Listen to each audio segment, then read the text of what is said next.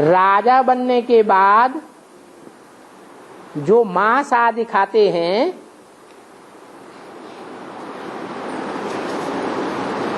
तिरसठ जन्मों में राजाएं मांस आदि खाते हैं ना शिकार करके। तो यहां संगम युग में इसकी शूटिंग कैसे होती है? भक्ति मार्ग में जो मांस खाते हैं वो स्थूल मांस होता है या चैतन्य मांस होता है? अरे स्थूल मांस माने मरे हुए जानवर का मांस, जड़ मांस होता है या चैतन्य होता है? जड़ होता है।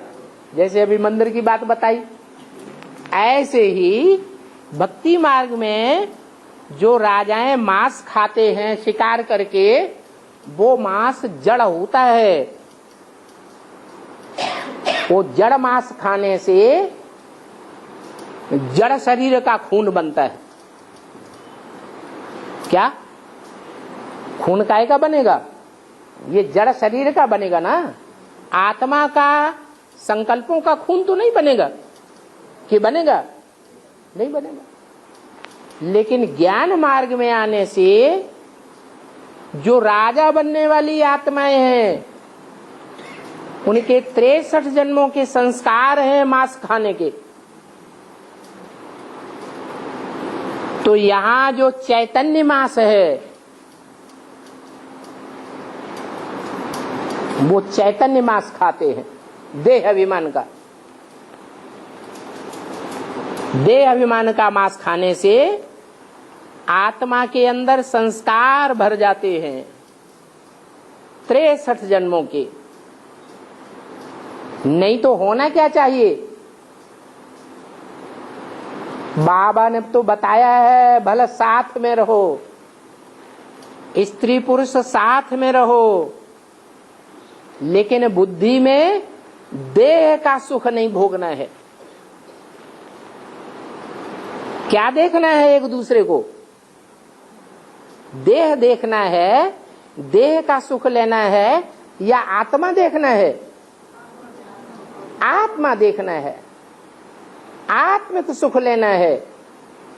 अगर देह को देखते हैं तो जैसे देहधारी का शिकार कर लिया, जानवर देहधारी होता है या आत्मा को धारण करता है? देहधारी होता है। तो वहां देहधारी जानवर का शिकार करते हैं और यहां देह अभिमानी मनुष्य का या स्त्री का शिकार करते हैं। ये शिकार करने से आत्मा में 63 जन्मों के विकार भर जाते हैं। विकारी संकल्प बनेंगे या नहीं बनेंगे? विकारी संकल्प भर जाते हैं। आत्मा को याद करने से, आत्मा को देखने से निर्विकारी देवताओं के संकल्प भर जाएंगे। तो ये शूटिंग होती है। नहीं समझ में आया? अरे ये बात समझ में आई कि भक्ति मार्ग में राजाएं शिकार करके मांस खाते हैं, उसकी शूटिंग यहाँ कैसे हो रही है? शूटिंग हो रही है या नहीं हो रही है? हो रही है।